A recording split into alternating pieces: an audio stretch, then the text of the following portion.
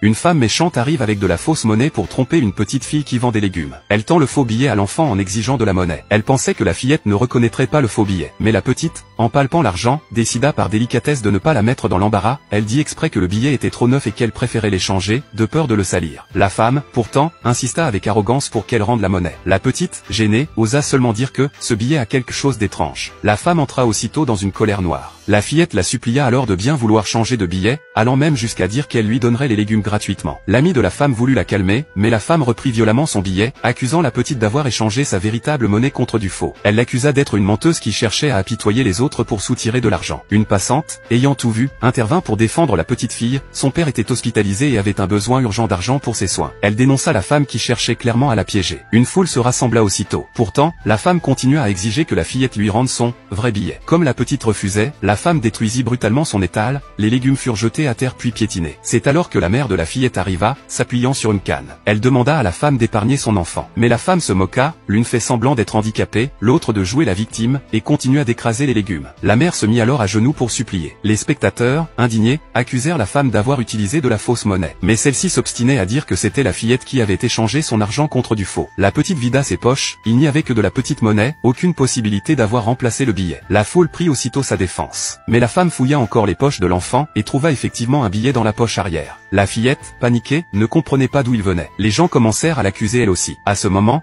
le médecin traitant du père arriva. Après avoir écouté l'histoire, il expliqua que c'était lui qui avait mis l'argent dans la poche de l'enfant. Le père, malade depuis 7 ans et régulièrement plongé dans le coma, avait besoin de traitements coûteux. La mère, épuisée par le labeur, était devenue handicapée. Émue par leur misère, le médecin avait discrètement aidé la fillette. En comprenant la vérité, la foule retrouva confiance en l'enfant. Mais la femme refusa toujours d'avouer, et arracha le peu de monnaie que tenait la fillette. Quand celle-ci tenta de la reprendre, sa main effleura le sac neuf de la femme. Aussitôt, celle-ci l'accusa de l'avoir sali et exigea une indemnité de 30 000 €. À ce moment précis, 2 jeunes femmes, filles de l'homme le plus riche de la région, passèrent par là. Elles soupçonnèrent que la petite était l'enfant perdu depuis 7 ans de leur frère disparu. En réalité, le père de la fillette était le fils de ce richissime homme. Victime d'un accident et d'une amnésie, il avait été séparé de sa famille depuis 7 ans. Sa mère, la grand-mère de la fillette, l'avait cherché sans relâche. Un jour, alors qu'elle affichait un avis de recherche, elle s'était évanouie sous le soleil et avait été sauvée par la fillette et sa mère. En se réveillant, elle avait remarqué que la petite ressemblait énormément à son petit-fils perdu, et surtout qu'elle portait la même tache de naissance sur le bras. Elle en fut persuadée,